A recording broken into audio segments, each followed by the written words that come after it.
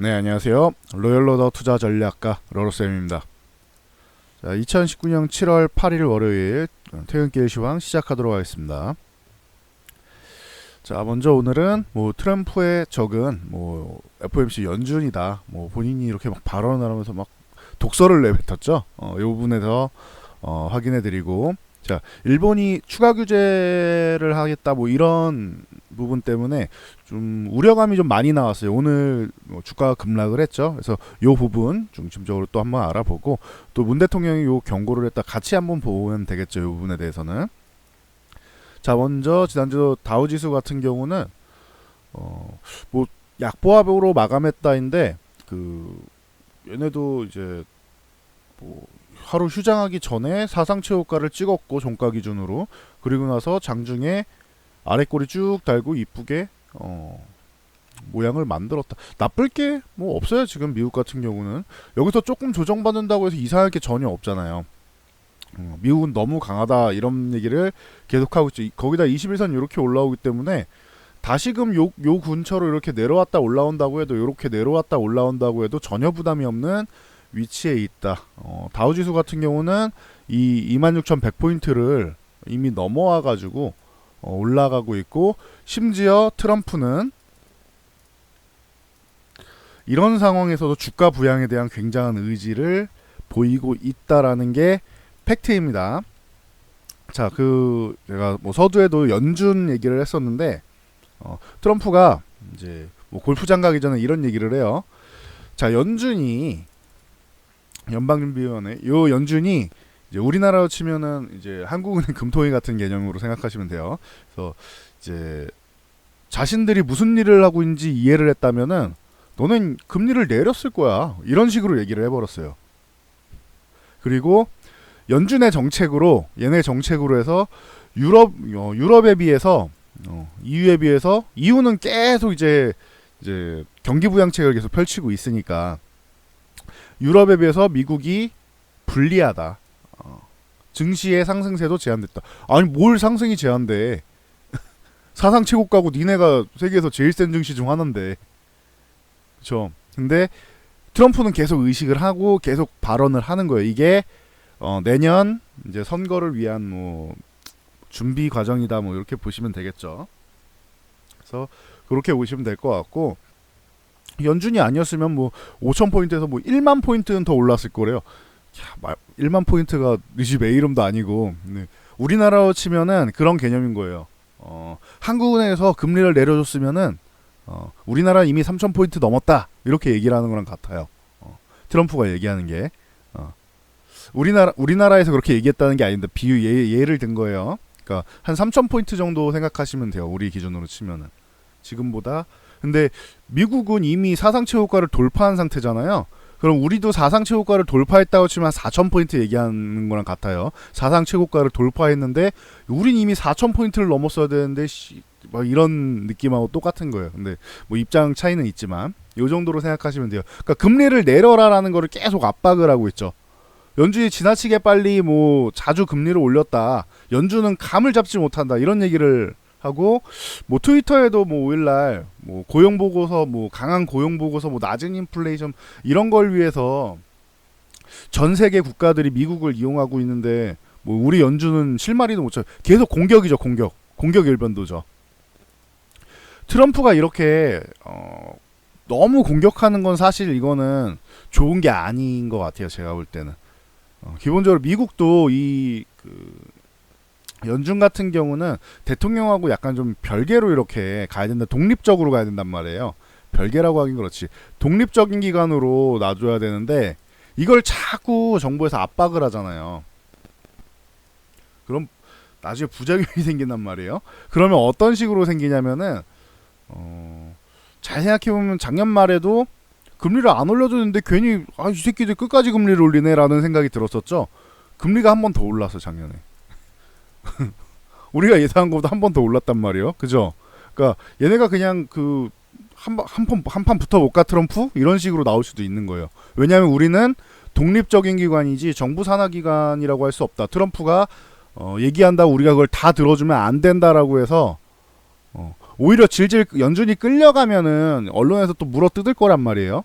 그러니까 요렇게 해서 우리는 독립적인 기관이다라는 거를 실력 행사를 하기 시작하면은 트럼프가 피곤해져요. 그러면은 그러니까 요 부분에 대해서는 너무 이렇게 뭐 공격하는 건 좀 문제가 되는 게 아닌가 싶어요. 진짜 이렇게 얘기를 했어요. 트럼프가 뭐라고 했냐면요.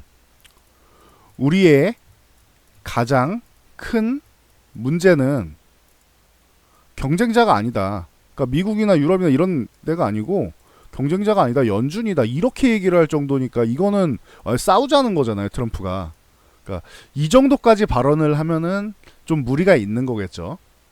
제가 뭐 과거에 우리 이명박 대통령하고 막 비교를 많이 하는데 대신 이제 돈 많은 이명박 대통령이고 좀 힘센 나라 이명박 대통령이라고도 얘기를 많이 하는데 그렇습니다. 이거는 너무 좀 막무가내로 좀 얘기하는 경향도 있어요. 근데 뭐 생각이 있으니까 얘기하지 않았을까 싶습니다. 참고로 이제 뭐 파월 의장을 뭐 갈아버리는 어쩌네 하는데 그게 쉽게 갈 수가 없어요. 그 미국 대통령이 그 연준 이사를 뭐 해임하려면은 뭐 직무유기라던가 아니면 뭐 불법행위라는 이런 귀책 사유가 있어야 돼요. 근데 그냥 대통령이 내 정책과 반대로 간다 혹은 내 정책대로 내가 하자는 대로 안 한다라고 해임한다 이런 거는 불가능해요. 참고로 알고 계시면 돼요. 그러니까 연임을 못하게 한다거나 뭐 이럴 수는 있을지 몰라도 중간에 그냥 이렇게 해임할 수는 없어요. 그러니까 이건 참고로 알고 계시면 될 것 같아요. 그래서 보시면 될 것 같고 뭐 블룸버그에선 그래서 지금 저렇게 발언하는 게 뭐 2020년 대선에 뭐 이제 성공할 경우에 파월 의장이 이제 2022년이나 뭐 그 혹은 그 전이든 뭐 끝나거나 아니 혹은 그 전에라도 연준 의장을 좀 교체하려는 포석이 아니냐 이런 식으로 뭐 블룸버그에서 얘기도 나오고 있습니다. 참고하시면 돼요. 근데 결론적으로 저게 미국에 그렇게 썩 도움이 될지는 잘 모르겠다. 뭐 이 정도 생각하시면 되고요.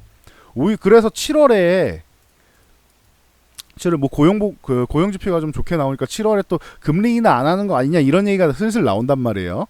그러니까 이거는 좀 우려할 필요가 없는 것 같은데 굳이 저렇게까지 푸시를 할 필요 없는 거예요. 저번처럼 트럼프가 금리 내려라 하던데 마지막에 쓱 올려버린 것처럼 이번에도 다들 내릴 거라고 생각하는데 트럼프가 저래가지고 나 7월에 안 내릴 거야 라고 해버리면 서로 피곤한 거잖아요. 그러니까 적당히 해야죠. 사람이 뭐든지 하더라도 좀 적당히 해야죠. 트럼프가 지금은 조금 멀리 나가고 좀 지나친 경향은 있습니다.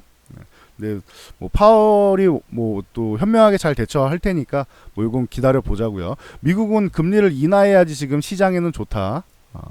시장에는 금리를 인하하는 게 좋다. 요 정도까지만 알고 가시면 될 것 같습니다.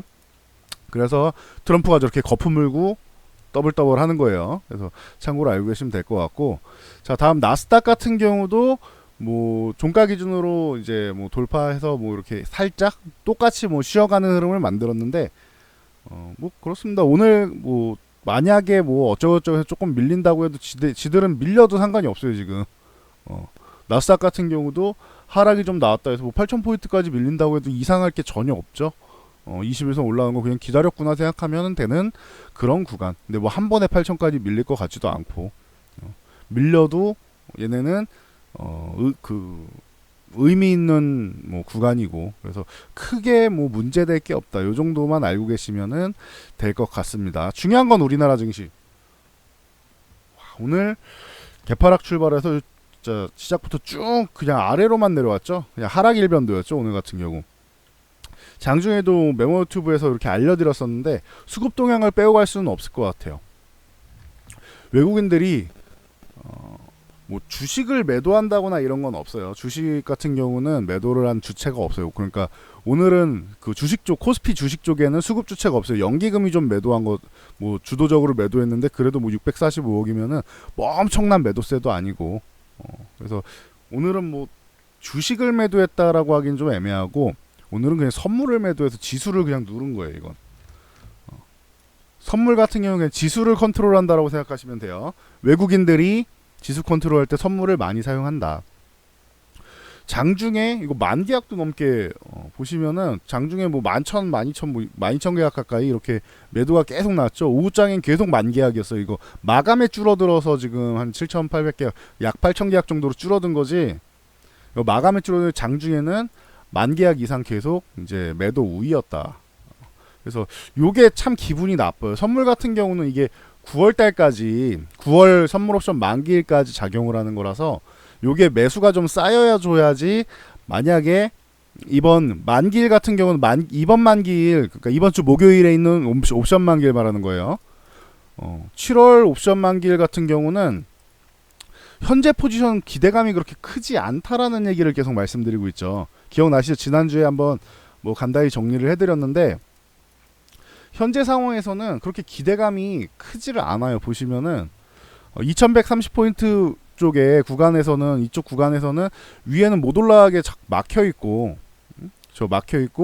뭐 엄청나게 뭐 세질 이유가 없는, 돌파해가지고 2150을 넘어서 막 갈 이유가 전혀 없어요. 위에 다 이렇게 매도 포지션이잖아요. 여기는 막혀 있는 구간이란 말이에요.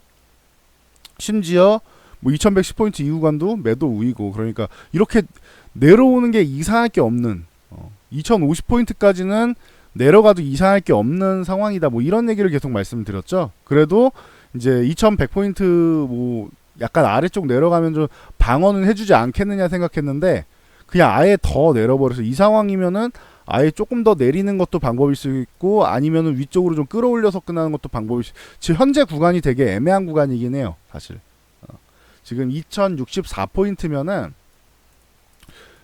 이 목요일날 만기지수가 이렇게 끝나면은 다른 포지션 변화가 없을 경우 이건 되게 좀 애매한 지수권인 것 같아요. 아예 그냥 내려서 2050포인트를 이탈시켜 버리거나 아니면은 위쪽으로 가서 한 2100포인트 정도 전후에서 2130포인트 사이, 그러니까 위쪽으로는 이렇게 보여드릴게요. 위쪽으로는 2100에서 2150포인트 현재 포지션만 가지고 봤을 때 요 사이에서 끝나는 게 위쪽은 낮고, 아래쪽으로 내려갈 거면 아예 그냥 2050포인트를 이탈해서 끝나거나, 요 두 가지 중 하나가 이제 취할 수 있는 이제 뭐 합리적인 타당한 구간이 아니겠느냐. 뭐 거기다가 금융투자 같은 경우는 콜 보시면은 다 매도죠.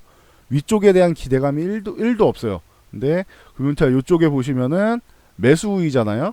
그러니까 여기는 풋옵션인데 풋옵션 하락되는 포지션에 대해서는 많이 들고 있고, 상승을 못하는 포지션을 들고 있어요. 그럼 위로는 못 올라가게 막고 있고, 아래는 이렇게 열어가지고 어서옵쇼 하고 이렇게 열어놨단 말이에요. 기관 같은 경우에는. 그럼 금융투자는 그냥 지금은 못 올라가기를 바라는 이런 포지션인 거죠. 만기일까지는.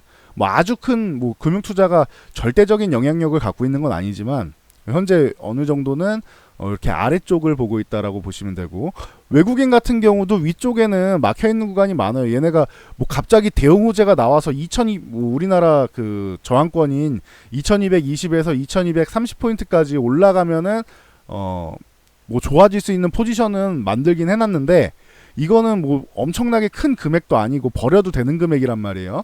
그럼 최상의 포지션은 생각할 수 없고, 그러면 뭐 위쪽으로 올라간다고 해도 2130 정도에서 많이 올라가 2150 정도란 말이에요.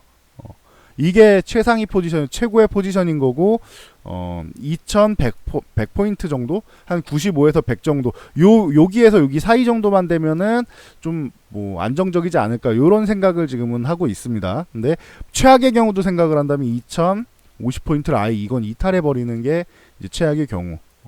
일본 관련해가지고 계속 뭐 안 좋은 얘기가 나왔고, 이게 정말로 시장에 계속 부담을 준다 그러면 2050포인트 이탈.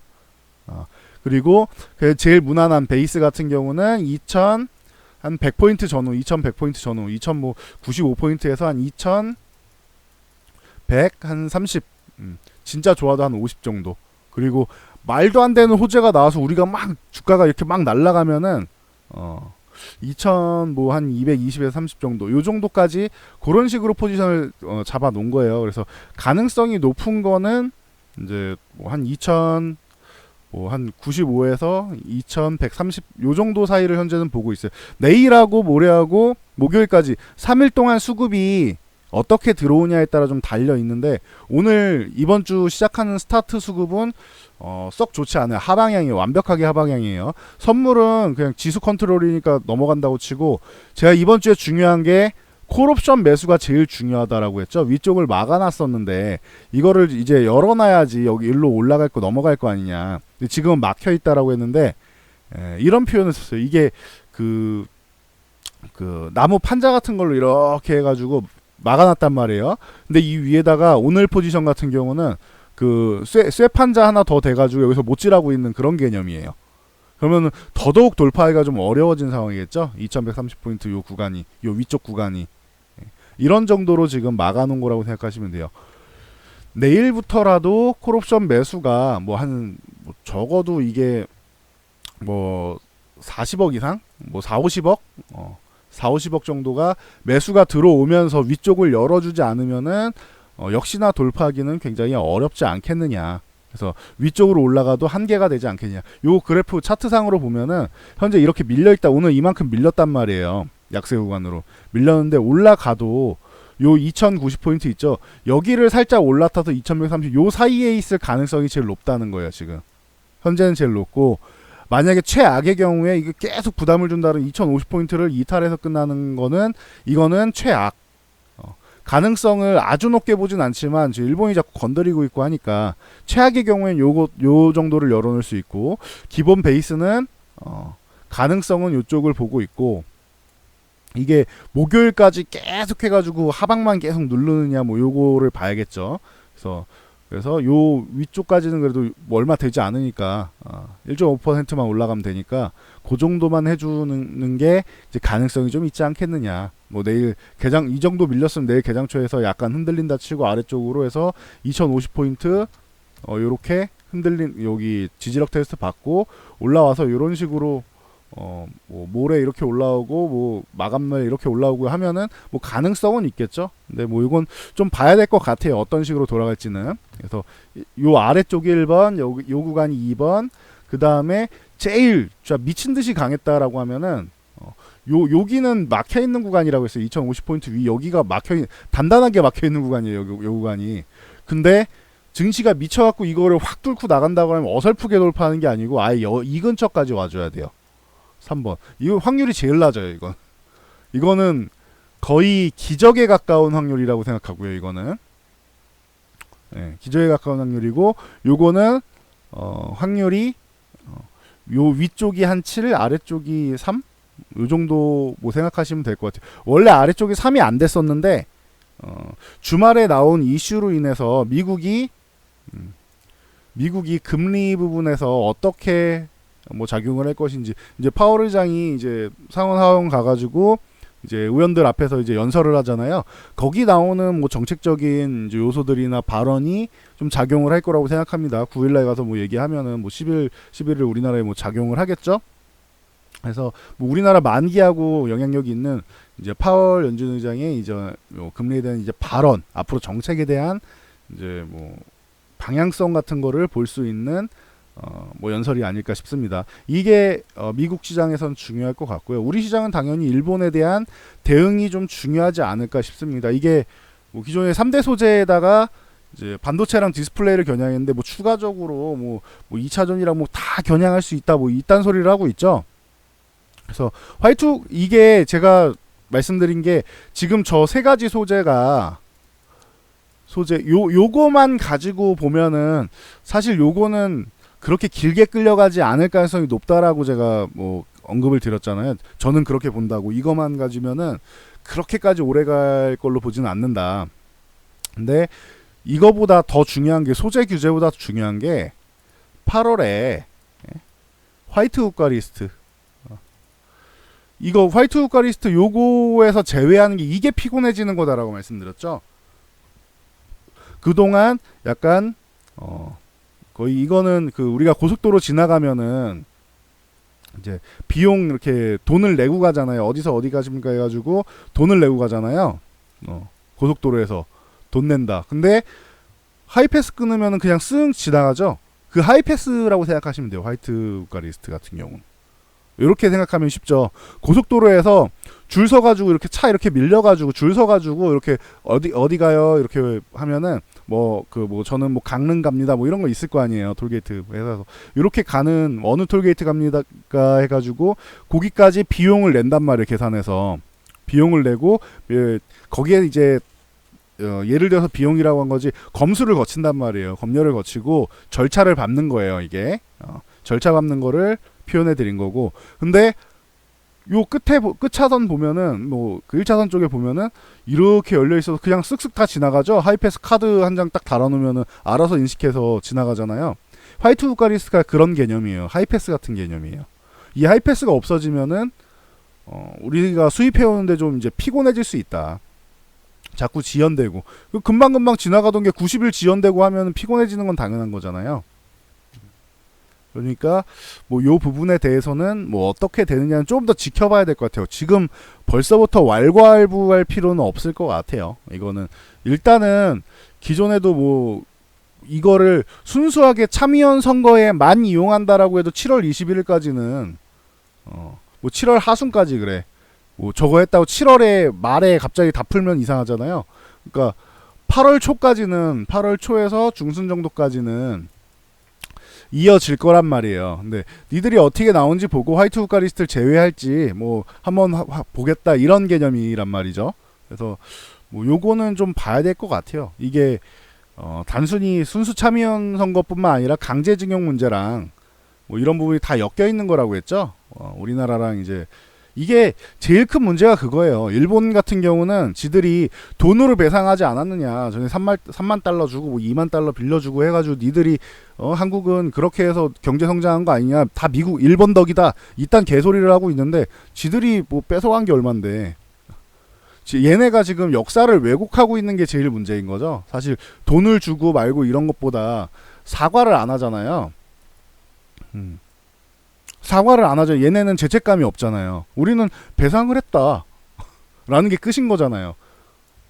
그죠? 사람이 이런 개념인 거죠. 그 사람이 진짜 철저하게 막 묵사발이 될 만큼 사람을 엄청나게 A가 B를 묵사발이 될 만큼 엄청나게 때려 놓으면은 B 같은 경우는 당연히 치료비 정도는 물어줘야 되는데 얘는 치료비만 물어준 거야. 근데 B 같은 경우는 후유증이 남을 수 있잖아요.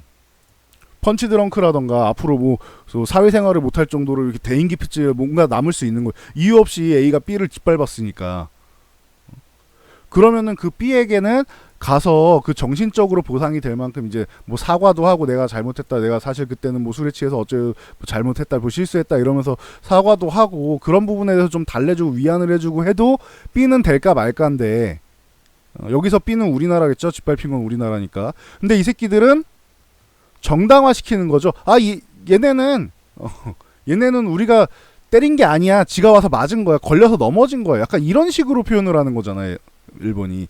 이게 문제가 되니까 우리나라랑 일본이랑 이런 뭐 정치적으로 뭐 이런 국가 대 국가적으로는 이게 사이가 해소가 안 되는 거예요. 이게. 이건 앞으로도 일본이 사과하지 않으면 해소가 안 돼요. 독일 같은 경우는 뭐 폴란드 뭐 유태인 뭐 이렇게 묘지 이런 데 가서 다 직접 사과하고 뭐 그러고 나서 지금도 EU에서도 독일이 지원을 엄청 많이 하는 이유가 본인들이 빠져나가야 한다 뭐 이런 얘기 없잖아요. 얘네는 최대한 EU를 끌고 가려고 하잖아요. 이게 본인들이 잘못한 거에 대한 이런 뭐 배상을 하는 개념이에요. 사죄하는 개념이 있는 거예요. 독일 같은 경우는. 뭔 말인지 아시겠어요? 이 부분에 대해서? 독일은 사과를 하고 있잖아요. 뭐 이 부분은 사실 저보다 잘 아시는 분들도 많겠죠.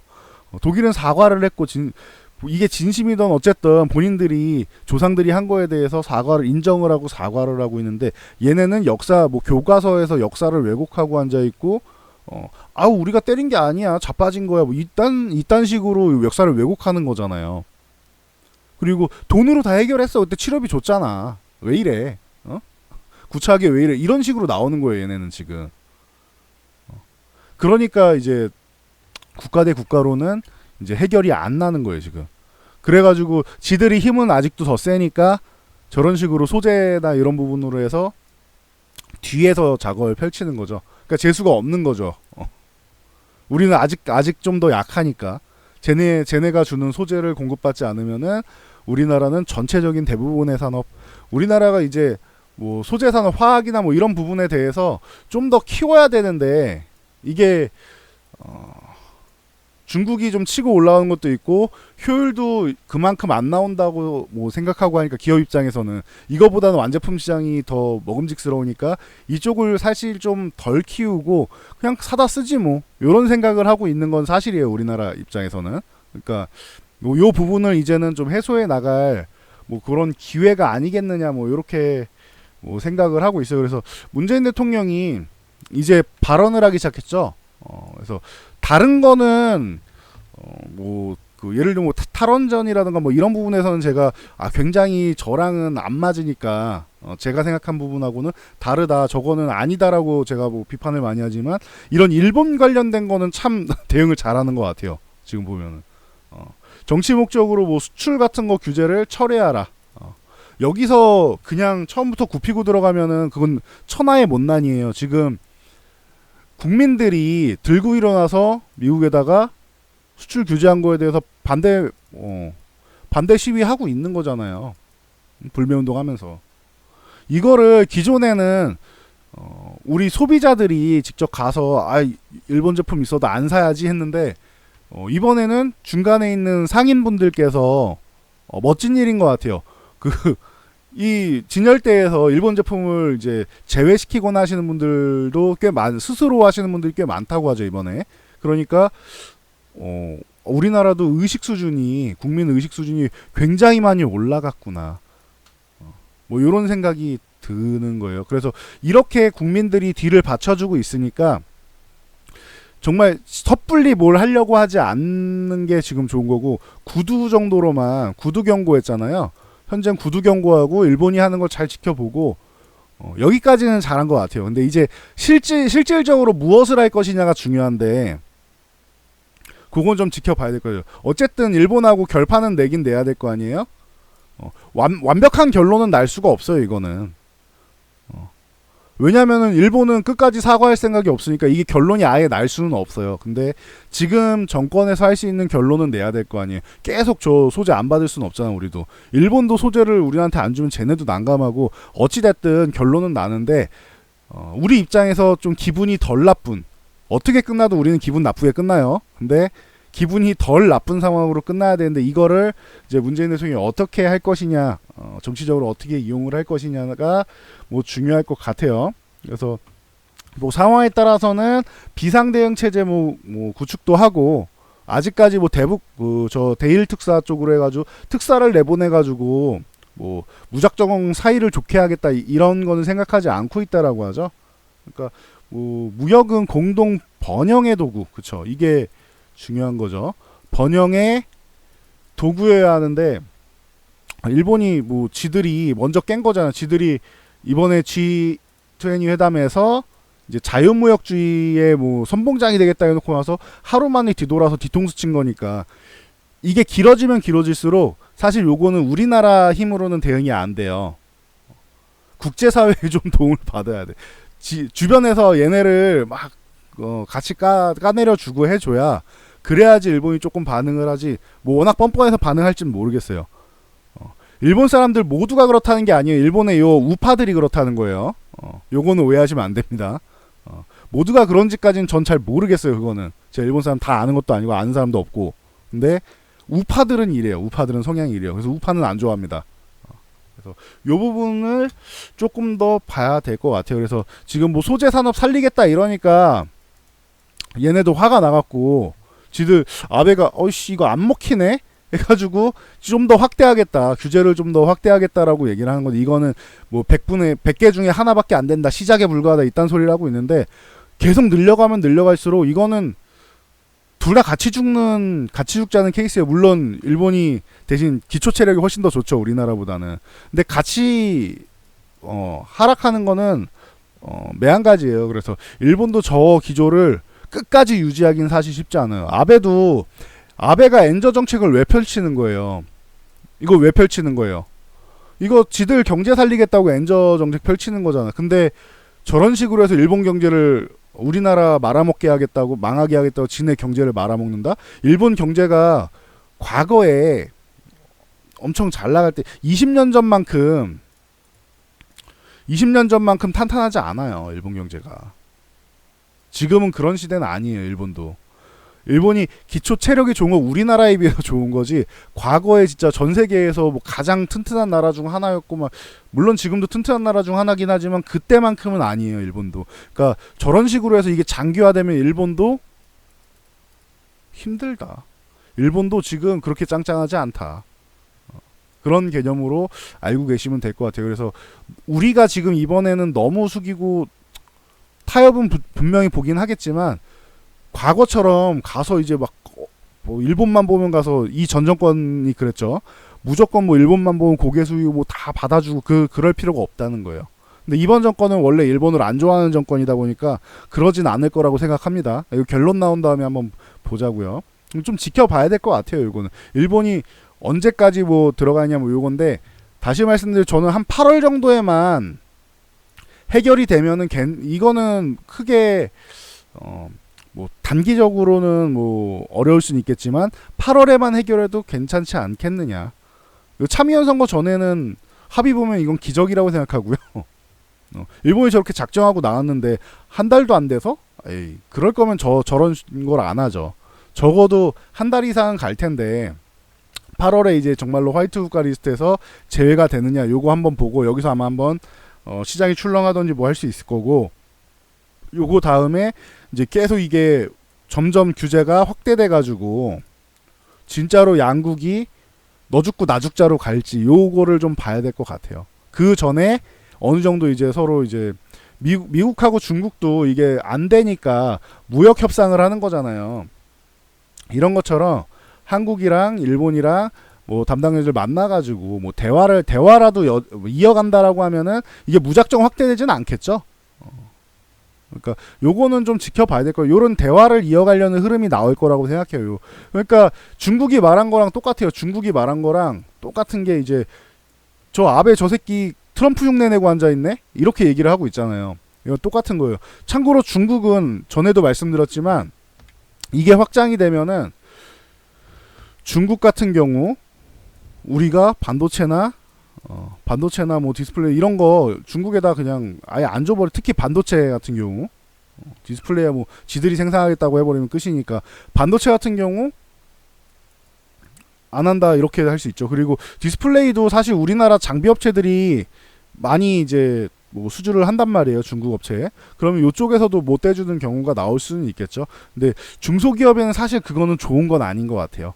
중소기업에서는 중국에 이제 장비를 대는 게, 이제 대주는 게 그래도 이익을 얻는 거가 맞는 것 같고, 제가 볼 때는 제 기준에서는 그렇습니다. 근데 대기업 측면에서 SK 하이닉스라던가 뭐 이전 뭐 삼성전자라던가 이런 대기업 쪽 측면에서는 반도체 같은 경우는 그냥 가격 올려버리고 중국에다가 니네 우리가 물량이 딸려갖고 니네가 원하는 거 한 30%밖에 못 줄 것 같아 이러면서 가격도 올려버리고 할 수 있겠죠.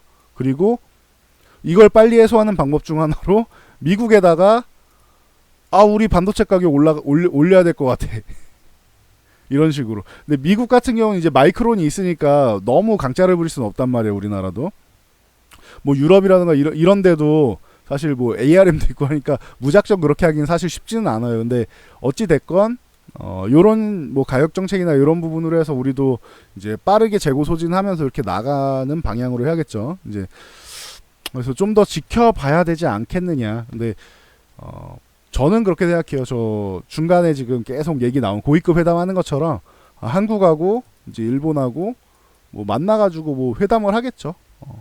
대통령이 뭐 직접 이렇게 가가지고 고개 숙일 필요는 없고 이렇게 가가지고 뭐 협상을 하지 않겠느냐. 뭐 이런 생각을 하는데 뭘 협상해야 될지는 저도 잘 모르겠어요. 이거. 쟤네가 그냥 일방적으로 우리를 팬 거기 때문에 과거에 때렸는데 이제 또 때리고 있죠. 이제 경제적으로 때리고 있죠. 과거에는 직접 나라를 짓밟고 우리나라 장인분들 다 지들이 모셔가고 막 그랬다면은 이제 뭐 다른 부분에서 이제 짓밟고 있는 거죠. 그러니까 뭐 요 정도까지만 보면 될 것 같아요. 그래서 요거는 조금 시간이 좀 필요하지 않겠느냐. 당장에 빠르게는 제가 볼 때는 뭐 이번 주 다음 주 뭐 이렇게 해가지고는 결론이 어차피 나올 수가 없어요. 이거는 결론이 나오면은 일본이 그냥 뻘짓한 거예요. 아유 저 가벼운 새끼들 이런 소리나 듣는단 말이에요. 그러니까 그렇게 빠르고 쉽게 결론이 나면은 그게 더 이상한 그런 구간이 아니겠냐 이렇게 보고 있습니다. 그래서 뭐 만기일 정도만 일단은 그 장기적인 거 일본에 대해서 예측하려고 하지 말고요. 교과서를 뒤집는 놈이고 교과서에서 역사를 왜곡하는 인간들이고 갑자기 가만히 있는 독도를 지네 땅이라고 하는 놈들이고 그쵸? 우리도 그냥 대마도 그냥 우리 거라고 하면 될 것 같은데 힘이 약하니까 이걸 못하는 거죠. 사실 대마도 정벌도 했었는데 예. 그래서 뭐 이런 부분에 대해서는 조금 기다리고 단기적으로 뭐 보는 게 맞는 것 같아요. 일단은 만기일까지 보고 미국 쪽을 보는 게 맞는 것 같고 일본을 예측하기보다는 그래서 뭐 아까 말씀드린 뭐 최악의 경우 여기가 제일 안 좋을 경우에 한 30%도 사실 안 될 것 같아요. 제가 볼 때는. 근데 가능성이 있긴 하니까 2050포인트 아래쪽 가능성, 제일 가능성 높은 2090에서 2030, 2130 요 사이에 2번 요 가능성이 제일 높다고 보고 있고 정말 희박하지만 여기까지. 이거는 거의 기적에 가까운 거라고 했죠. 이거는 뭐 한 자릿수 한 자릿수 이하일 수도 있을 것 같아요. 여기는. 또 요 정도까지 시나리오를 놓고 보면 되지 않을까 싶습니다. 이건 이번 주 목요일까지 전략입니다. 그래서 그 확률을 놓고 보면 될 것 같고 그리고 코스닥은 참 불쌍하고 어려운 것 같아요. 참 이번에 여기 구간은 지지를 해줬어야 되는데 685포인트 요 구간은 지지를 해줬어야 되는데 어우 진짜 약해도 더럽게 약하죠. 이러면은 이런 식으로 N자형 하락처럼 나오는 거잖아요. 이게 그렇게 좋은 게 아닌 것 같아요. 이건 기분이 굉장히 나빠요. 그러니까 이건 이번 주 안에 무조건 685포인트 같은 경우는 이 정도 구간은 이번 주 안에 무조건 빨리 올라와 줘야 돼요. 이거는. 근데 사실 이 정도면은 뭐 올라오는 게 그렇게 어려운 구간은 아니에요. 사실 여기서는 지금 한 그 20포인트만 올라가면 되는 거잖아요. 그러니까 이게 20포인트가 일주일 동안 올라가는 게 그렇게까지 어려운 건 아닌 것 같아요. 이건 충분히 가능성이 있어요. 근데 이번 주 안에 혹은 늦어도 다음 주까지는 회복을 해줘야 돼요. 여기 이 구간을. 코스닥은 바이오 때문에 두들겨 맞고 원래 사실 희망이 바이오였는데 희망을 이제 HLB에서 한번 꺾어버렸죠. 자세한 거는 여기 한번 보세요. 제 거 메인 홈에 오시면은 여기 제가 주말에 올려드린 영상이 있습니다. 그래서 요 현재 이게 딱 팩트 좀 정리해 드렸어요. 제가 보는 팩트를 정리해 드렸으니까 뭐 오해와 진실에서 여러분들이 과하게 욕을 하거나 하실 필요도 없고 딱 팩트만큼만 보고 기업에서 요런 거 잘못한 거고 기술력에는 아직 문제가 없고 요런 부분을 한번 보세요. 보시면은 도움이 많이 되실 겁니다. 그리고 현재 구간에서 대응하는 방법까지 다 적어놨죠.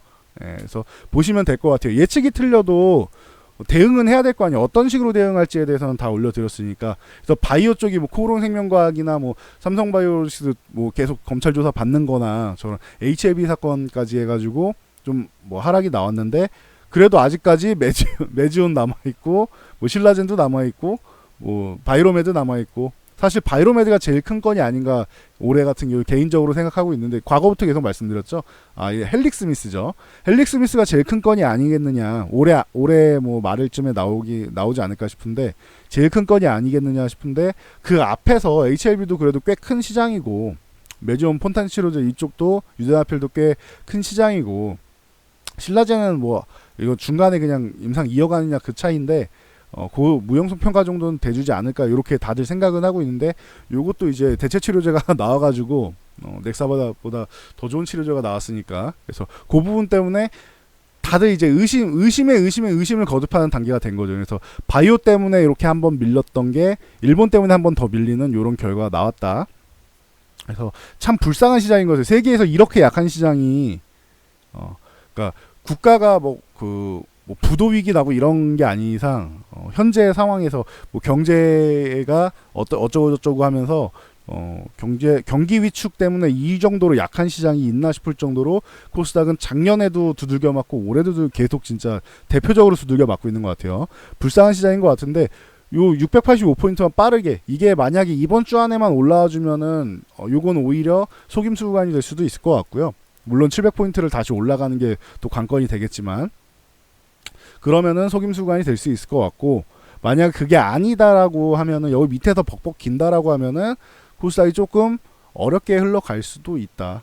그거는 좀 지켜봐야 될 것 같다. 이거는 흐름을 봐야 돼요. 이렇게 반등이 나오는 부분에 대해서 한번 좀 더 봐야 되지 않을까 싶습니다. 이 부분에 대해서는 코스닥은 수급이 그렇게 좋지 않아요. 아까도 보여드렸는데 코스닥 같은 경우는 보시면은 이제 외국인이 뭐 거의 1,000억 가까이 매도를 했고 기관도 뭐 일부 매도를 했고 개인만 지금 샀잖아요. 그러니까 요거는 이런 수급이 기분이 나쁘다는 거예요. 코스닥은 최근에 수급이 그렇게 썩 좋지 않아요. 계속 연속적으로 좋지는 않아요. 그러니까 요 부분이 조금 해소가 돼야 되는데 어떻게 되는지는 조금 더 지켜보면서 얘기를 해야 될 것 같아요. 코스닥은. 그래서 좀 안타까운 수급 상황이다.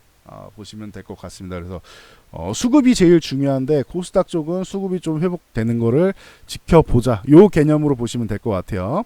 그래서 넘어가면은 자 삼성전자 같은 경우 간단하게 보고 갈게요. 시총상 기준은 삼성전자 같은 경우 뭐 이게 뭐 실적이 뭐 어쩌고저쩌고 하는데 실적 때문에 그런 거면 금요일날 밀렸어야 됩니다.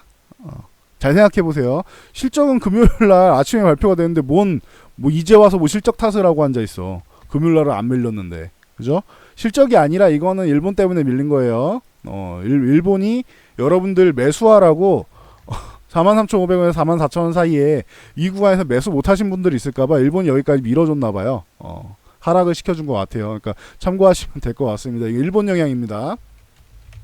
자, SK하이닉스 같은 경우도 밀리면서 뭐 자연스럽게 뭐 개파락 나왔는데 요거 중요한 구간까지 왔어요. 오늘 66,000원 제가 계속 지가 밀려봐야 66,000원 아니겠네. 여기는 근데 이탈 안 하는 게 좋다 이런 말씀을 드렸죠.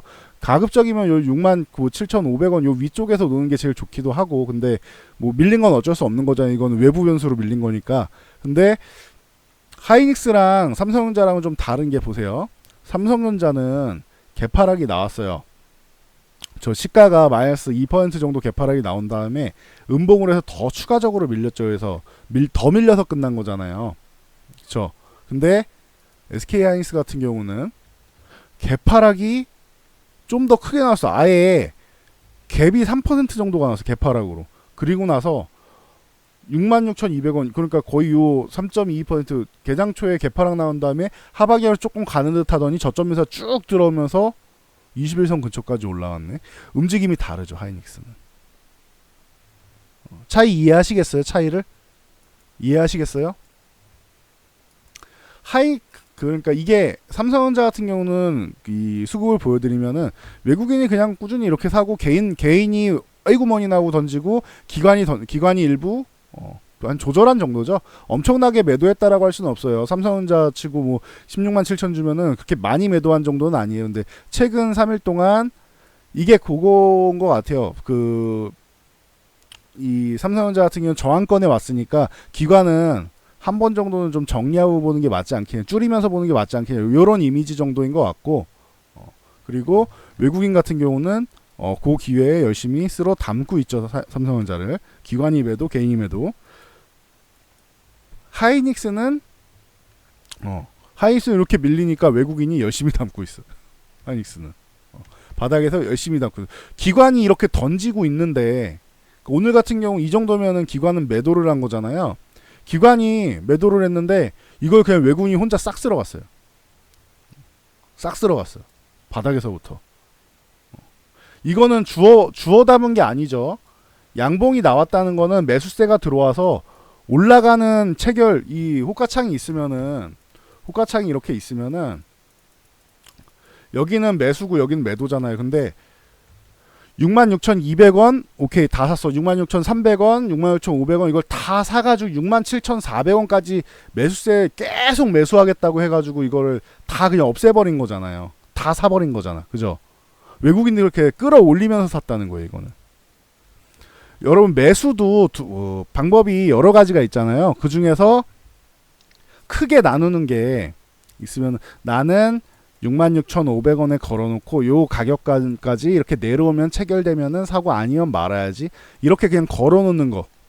이렇게 하는 방법이 있고, 나는 이 종목 너무 좋은 것 같아. 66,500원 사고 뭐 67,000원도 사고 얼마 사이에서는 그냥 사야지, 담아야지. 뭐 예를 들면 68,000원 아래서는 그냥 쭉 담아야지. 이런 게 있을 거 아니에요. 가격을 끌어올리면서 남았다고요. 하이닉스 같은 경우는. 그래서 개파락이 나온 다음에 그 이유 중 하나가 아무래도 66,000원 여기를 저점으로 인식하는 게 아니겠냐. 저점 매수가 들어온 게 아니겠느냐. 그리고 개파락도 삼성전자 2% 정도, 얘는 3% 떨어졌으니까 66,000원 정도고 갭도 좀 많이 밀렸으니까 얘 정도는 저점 매수가 되겠다라고 시장에서 인식을 한 게 아닌가라는 의심을 해보고 있습니다. 뭐 참고 정도만 하세요. 근데 반도체 부분에 문제가 생긴다면 하이닉스도 뭐 문제가 안 생길 수는 없겠죠. 그래서 팩트는 뭐 비슷비슷한데 수급적인 부분에서 지금 조금 차이가 난 게 아니냐. 그리고 수급의 차이가 난 이유는 간단해요. 삼성전자는 아까 말씀드렸듯이 저항이잖아요. 이거는 기존부터 말씀드렸죠. 여기 이 구간은 저항입니다라고 계속 말씀드렸잖아요. 47,000원, 47,500원 정도 한번 오면은 한 번에 돌파는 못하더라도 좀 쉬었다가 가더라도 뭐 가능성이 있지 않겠냐. 21선 정도 조정을 생각했는데 뭐 일본이 저렇게 때린다고 해서 이렇게 밀린 걸 어떻게 하겠어. 저거는 외부 변수잖아요. 그래서 뭐 요 부분 같은 경우는 뭐 인정을 해야지. 외부 변수는 인정을 해야죠. 그래서 그래서 뭐 밀려봐야, 만약에 최악의 경우 밀려도 이 구간 정도는 지켜주지 않을까 싶다. 만약에 밀려도 더 밀리면 이 구간은 요 아래 구간은 사야 되는 구간이다라는 얘기를 계속 하고 있죠. 그래서 그냥 똑같이 생각하시면 될 것 같아요. 얘는 많이 올랐으니까 뭐 이만큼 많이 올랐잖아요. 많이 올랐으니까 조금 쉬어가는 흐름. 아 그래, 너는 어차피 조정받을 구간이니까 저항 맞고 한번 급락 나오는 게 당연한 거니까 쉬어라. 하이닉스 너는 오른 게 없잖니. 바닥에서 이제 막 올라오는 거 아니니. 그러니까 이 구간에서는 내가 저점 매수를 해야겠다. 여기서는 좀 더 담아야겠다라는 개념으로 이제 시장 참여자들이 메이저 큰 손들이 접근을 하고 있는 게 아닌가라고 현재 의심을 하고 있습니다. 그래서 뭐 제 의심에 대해서, 제가 하고 있는 이 의심에 대해서 여러분도 한번 똑같이 한번 보시면서, 똑같은 걸 보고 있는 거잖아요. 한번 생각을 해보세요. 제가 생각한 게 맞다라고 생각하시면은 그에 맞는 투자법을, 제가 생각한 게 좀 틀리다, 롤쌤 그건 아닌 것 같은데요라고 생각하시면은 본인이 생각한 투자 의견에 맞게, 본인의 기준에 맞게 대응을 하시면 되겠죠. 그래서 저는 이게 저점 매수가 들어온 게 아니겠느냐라고 의심을 하고 있고, 삼성전자 같은 경우 이제 늘려도 되는 구간에 점점 또 진입을 하고 있다라는 개념으로 보고 있습니다. 조정받을 구간에서 조정받았으니까 삼성전자는 억울할 게 없다 생각하시면 될 것 같습니다. 자, 그리고 셀트리온까지만 봐드릴게요. 시총상위주 중에서 이 세 가지 항상 봐드리니까, 셀트리온 같은 경우는 요 20만원 부근에 내려오면은 뭐 이거는 매수 구간이 아니겠느냐. 하이닉스 66,000원 말씀드리고 삼성전자 뭐 43,500원, 44,000원 요 말씀드리는 것처럼 얘는 20만원 구간 아니겠느냐 이렇게 말씀을 드리고 있는데, 18만원도 여기도 원래 차트적으로는 여기가 매수 구간이 맞지만 이렇게 하락 추세를 돌파하지 못한 상태에서 여기를 건드렸기 때문에 매수는 하지 않겠다. 차라리 여기를 회복할 때 매수하는 게 맞는 것 같다라는 원칙적인 얘기를 제가 말씀을 드렸죠. 저는 눈에 보이는 건 여기도 가능성이 있다고 생각하지만 혹시나 밀릴 수도 있는 거고 올라가면 좋은 거지만, 그러니까 20만원 회복할 때 매수해서 여기서 정리하는 게 맞겠다라고 말씀드렸는데, 정확하게 이 부분은 그대로 말씀드렸죠. 여기 회복하는 날 말씀을 드렸고 여기까지 보셔야 됩니다라고 말씀드렸죠. 22만원에서 22만 5천원. 그리고 나서 밀리면 보는 게 맞다라고 했는데 또 밀렸죠. 그래서 이때는 여기가 합리적으로 살 수 있는 구간이기도 하다. 여기는 사는 구간이 아니다라고 했는데 여기는 살 수 있는 한 3분의 2 확률 정도로 살 수 있는 20만원을 회복하면은 저는 이거는 사야 된다. 물려도 사야 된다라는 구간이라고 생각하는 개념이고, 이 구간은 한 3분의 2 정도는 살 수 있는 구간이고, 이 구간에서는 그냥 살 수 있는 구간이다. 이렇게 말씀을 드렸었죠. 그래서 뭐 올라가야 돼. 여기 뭐 힘이 약해서 더 올라가진 못했어요. 그래서 이날 말씀드린 게 여기는 사는 구간이 아니다. 여기는 올라가면은 매도해야 되고 내려가면은 없는 분들이 사야 되는 구간이다라고 했는데, 20만원 초반 요 근처만 오면은 지금 좋아지는 모습이 나오고, 지금은 아예 61선 정도에서 지지력 테스트를 계속 받고 있잖아요. 그러니까 셀트리온은 바이오주들 다 저렇게 급락하는 사이에 무슨 일이 있었니? 나는 별일 없는 것 같은데 라면서, 왜 나는 실적이 받쳐주잖니 얘들아. 지금 잘 팔리고 있잖아. 유럽에서 야 오리지널 약보다 우리 램시마가 더 잘 나가. 약간 이런 느낌이죠. 미국에서 램시마가 안 나가는 게 잘 안 된 게 시판 허가는 났지만 점유율을 못 끌어올리는 게 리베이트 부분이나 뭐 보험 부분이나 이런 부분이 좀 문제가 있어서 램시마가 끌어올리지 못했지만, 이제 항암제 쪽은 리베이트나 이런 부분이 뭐 크게 작용하지 않고 효과만 좋으면 잘 팔리니까 트룩시마가 해줬겠지. 그리고 허즈마도 해줄 거고 램시마 SC가 이번에 기대주가 또 출동을 하니까 우리 신성 램시마 SC가 있지 않니? 그러니까 나는 걱정이 안 돼. 요런 느낌으로 셀트리온이 움직이고 있어요. 이해하시겠어요? 기존에 다른 신약 우리나라의 신약 개발 업체들이 문제가 제가 이것도 많이 말씀을 드렸죠. 문제가 중소기업들이 개발을 한다거나 아니면 중소기업들이 뭐 LCB 같은 경우도 뭐 알파올리나 이런 다른 기술력 있는 업체를 인수를 하는 거잖아요. 인수해가지고 자회사로 두면서 이 기업이 잘 되면은 합병을 한다거나 이런 개념으로 가는 거잖아요. 스스로 개발을 한다거나 인수를 한다거나. 근데 셀트리온은 이 개념이 아니잖아요. 지금 이 개념을 지나간 상황이잖아요. 셀트리온 시가총액 3위를 노리고 왔다 갔다 하는 기업이 중소기업이라고 할 수는 없겠죠. 그것도 거래소에서 시가총액 3위를 왔다 갔다 하는데 3위에서 5위 사이를 왔다 갔다 하는 기업인데 누가 봐도 이거를 이제 뭐 중소기업이라고 하진 않겠죠. 규모가 있는 회사예요. 이제는. 자, 보여드릴게요. 이거 실적을 보시면 뭐 빠르니까 요거를 보여드리는 게 빠르겠네. 제가 볼 때는. 자, 보세요. 셀트리온 같은 경우는 이게 제일 빨라요. 제가 볼 때는. 올해 매출액이 1조를 넘을 회사잖아요. 제가 이거 2017년도에 이렇게 말씀드렸죠. 우리나라의 매출이 1조 넘어가는 기업이 없습니다. 유한양 사실 얘도 순수하게 제약만 하는 회사는 아니죠. 유한기벌린이 뭐 이런 여러 가지를 하는데 어쨌든 유한양행이 있고 자, 유한양행 영업이익이 얼마예요? 1,000억이 안 되죠. 자, 녹십자가 있고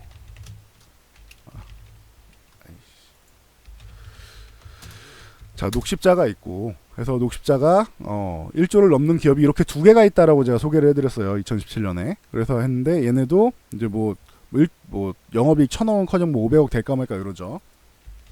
자, 그리고 앞으로 넘어갈 가능성이 있는 기업 중에 뭐 대웅제약 같은 경우도 있을 것 같고 이렇게 말씀드렸는데 작년에 1조를 넘었죠. 영업이익 뭐 300억, 200억 뭐 이러죠. 자, 그리고 임상의 신약 개발에 성공한다는 전제가 필요한 기업 중에서 한미약품도 있다. 이런 기업도 있다 라고 말씀드렸죠. 그래서 한미약품 같은 경우는 뭐 이제 1조를 넘어가지고 올해도 1조 넘었고 얘네가 영업이익이 오히려 조금 더 잘 나온 편이에요. 뭐 800억 뭐 이렇게 나와요. 자, 그리고 또 하나 뭐 종근당 정도까지 가능성 있지 않겠느냐 이런 말씀을 제가 드렸어요. 기억나시는 분들이 있을 거예요. 그래서 종근당 같은 경우 올해 뭐 가능성 있다고 보고 내년까지 보면은 뭐 넘어갈 가능성이 굉장히 높겠죠. 그래서 700억 뭐 이 정도 나오고 있고. 자, 셀트리온 같은 경우 영업이익이 얼마예요? 남들은 1조를 넘어가는 기업들도 지금 1,000억 넘어가는 기업이 없잖아요. 영업이익이. 물론 뭐 셀트리온 헬스케어에 재고 떠넘기기 이런 게 있다고 쳐도 그거 감안해도 2018년도 요 때부터는 이제 못하겠죠. 삼성바이오로직스 그렇게 두들겨 맞는데 못하겠죠. 그러니까 요 부분하고 요거 보시면은 돈 버는 규모 자체가 다르죠. 셀트리온은 이제. 이거를 여러분들이 이제 중소기업이라고 이제 폄하할 수는 없어요. 셀트리온 같은 경우는. 그리고 이미 약이 잘 팔리고 있고 바이오시밀리 쪽에 잘 팔리고 있고 바이오벡터에서 바이오신약에서 뭐 이제 화학성분 약품까지 넘어가고 있죠. 종합시작 개발로 넘어가고 있는 단계예요. 셀트리온은. 그러면은 그런 다른 일반 바이오주들하고는 이제 개념이 좀 다르지 않겠느냐라고 보고 있어요. 셀트리온은. 이건 꾸준히 언급드려왔던 거죠. 그래서 저는 진짜로 중장기로 뭐 해서 10년 투자한다? 저는 셀트리온 10년 투자할 생각으로 지금도 들고 갈 수 있지 않을까라고 봅니다라고 계속 말씀드리고 있죠. 그러니까 참고하시면 될 것 같아요. 그런 거는. 그래서 이건 개념 자체가 다르다. 다른 바이오 업체들 뭐 하나 두 개, 뭐 다른 신약 개발 업체들 하나 두 개 이거랑은 다르다. 제가 보는 그렇게 파이프라인이 다양하고 뭐 이런 기업 중에서 셀트리온, 유한양행 그리고 지난주에 문제는 있었지만 뭐 역시 한미약품 이건 뺄 수가 없어요. 그리고 종근당 같은 경우도 충분하고 이제 여기에 녹십자 뭐 이런 기업들이 좀 파이프라인이 엄청 다양하죠. 그리고 현재도 기본을 해주고 있고 이런 게 좀 안정적으로 볼 수 있고 그 다음에 뭐 이제 대웅제약 같은 경우도 당연히 있을 거고 그 외에도 종목은 많아요. 그 뭐 HLB나 이런 쪽은 아직까지는 이렇게 시판된 약품이 있어야 되는데 가능성이 높은 거예요. HLB나 헬릭스미스나 뭐 이런 기업들 있죠. 신라젠도 그렇고 뭐 이런 가능성을 보는 이거는 가능성을 보는 업체들인 거예요. 이 업체들은. 이해하시겠어요? 앞으로 신약 개발에서 성공했을 경우에 성공해서 시판이 됐을 경우에 가능성을 보는 거고, 만약에 이렇게 실패가 나오면은 주가가 어렵게 흘러갈 수 있다. 그러니까 다른 기업들, 요런 기업들이 임상 실패 나왔을 때 밀리는 거랑 한미약품이 임상 실패 나와서 라이선스 사업 반환했을 때 하락하는 거랑 규모가 다르죠. 하락 폭이 다르죠. 그만큼 이쪽이 조금 더 실패도 안정적이라는 거예요. 여기 앞에 있는 기업들이. 요거는 참고로 알고 가시면 될 것 같아요. 그래서 이 중에서 막 뽑아라 그러면은 저는 뭐 이 네 개인 것 같아요. 셀트리온, 그리고 유한양이, 한미약품, 그 다음에 대웅제약. 저는 종근당하고 녹십자는 밑에 이제 종근당 바이오나 뭐 그 녹십자 셀, 녹십자 랩셀이나 뭐 이런 뭐 워낙 나눠놨는데 이런 뭐 자회사들, 뭐 관계사들 쪽을 보는 것도 이렇게 돌아가면서 매매해야 돼서 조금 뭐 피곤하긴 한데, 요쪽은 그렇게 돌아가면서 매매해야 돼서 여러분들이 보기에는 어려울 것 같고, 차라리 요 4개 회사 중에서 보시는 게 맞는 것 같아요. 좀 안정적으로 볼 때는. 그래서 뭐 참고하시면 될 것 같고, 그 중에서 뭐 가장 안정적인 종목 중 하나가 셀트리온이 아니겠느냐, 뭐 이렇게 보고 있습니다. 그래서 참고로 하시면 될 것 같아요. 뭐 시총 자체가 안정적이잖아요. 그리고 기본적으로 실적 자체가 안정적이에요. 그러니까 말씀을 드리는 거다. 뭐 참고로 알고 계시면 될 것 같아요. 그래서 요 구간에서 잘 지켜주고 있으니까 참고하시고, 만약에 뭐 보유하고 계신다라고 하면은 단기적으로는 22만에서 22만에서 22만 5천 요 구간을 쉽게 돌파하기는 어려울 거다. 만약에 여기를 돌파해준다, 이건 실적의 힘으로 가는 거예요. 그러면은 바이오시밀러는 아직도 노이즈가 없는 게, 노이즈는 아직 존재해요. 근데 돌파한다라고 하면 실적의 힘으로 가는 거고, 돌파하면은 그 다음에는 25만원까지 보면 된다라고 꾸준히 언급 드렸죠. 그 뒤에 뭐 30만원도 어쩌고저쩌고 하시는 분들, 뭐 셀트리온을 뭐 50만원 하시는 분들, 그래요. 갈 수 있다고 봐요. 저도 있다고 보는데, 당장 뭐 22만 5천원도 돌파 못해 25만원도 돌파 못한 거를 뭔 50만원을 논합니까? 그쵸? 그러니까 일단은 그 돌파하는 거 보면서 가는 게 맞는 것 같아요. 중장기로 보시는 분들이라면 22만 원이고 25만 원 이런 걸 아예 보는 게 아니죠. 그러면은 아예 나는 10년 투자할 거야. 10년 동안 나는 이 종목이 50만 원을 갔으면 좋겠어. 이유는 어쩌고저쩌고. 대신 이유를 다 설명할 수 있는 분이어야겠죠. 그런 분들이 라면은 지금 이런 거는 아예 안 보셔도 됩니다. 이런 저항이나 이런 거는 잘 안 보셔도 되는 거고, 그런 분들은.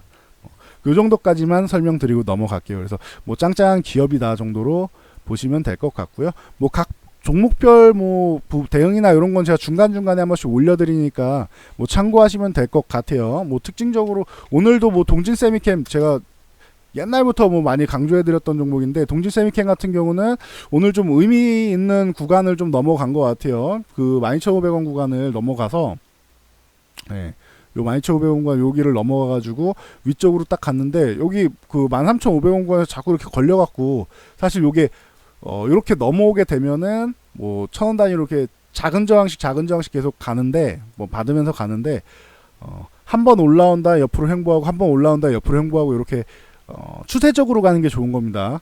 뭐 상한가 이렇게 해서 이런 식으로 해서 가는 거는 나중엔 다시 급락이 나올 가능성이 높기 때문에, 추세를 만들면서 저항대를 돌파하고, 저항대 돌파한 다음에 안착을 해서 이렇게 안착하는 거 보여주고, 돌파하고 안착하고, 이런 식으로 가는 게 좀 더 안정적인 것 같아요. 그래서 참고하시면 될 것 같아요.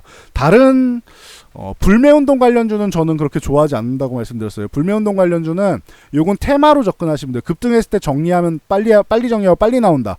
이 불매운동 관련주가 내년에도 딱 1년 뒤에 봤을 때도 똑같은 성과를 내면서 지금 급등한 것만큼 좋은 실적 향상을 이뤄나가고 성장을 가능성이 있다라고 하면은, 그러면 매매하셔도 돼요. 근데 저는 그렇게 보지 않는다는 거예요.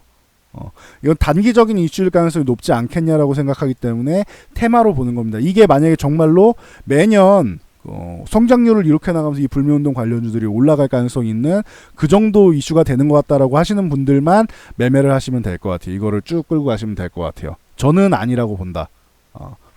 그렇게 말씀드렸으니까, 뭐 모나미, 하이트홀딩스 뭐 이런 거 있죠. 하이트홀딩스는 물론 여름 관련주로도 엮여 있긴 하지만, 아무튼 그런 개념은 보시면 될 것 같아요. 불매운동으로 올라간 만큼은 다시 밀릴 가능성도 있으니까, 추후에 이 이슈가 끝나면 밀릴 가능성이 있으니까 테마적으로 해서 잘 상승했을 때 잘 끊고 수익 실현하고 나오시는 게 맞는 것 같다. 요 개념만 알고 가시면 될 것 같습니다.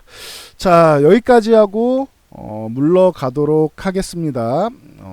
오늘 영상이 좀 길어졌는데 좀 설명드려야 되는 것들이 좀 오해의 소지가 있는 것들도 있고 하니까 설명을 좀 자세히 설명해 드리냐고 그랬고요. 이 영상이 도움되셨다면은 요 하단에 있는 좋아요 표시 그리고 구독과 알람 설정 그리고 영상 맨 밑으로 내리면은 여기 댓글 달기 있습니다. 댓글 하나씩 달아주시면 감사드리겠습니다. 터치하는 게 어렵다라고 하시는 분들은 숫자 3 하나씩 남겨주시면은 나는 잘 보고 있다라는 표현이니까 남겨주시면 감사드리도록 하겠습니다. 자, 그러면 여기까지 하고 물러가도록 하겠습니다. 저는 내일 다시 돌아오겠습니다.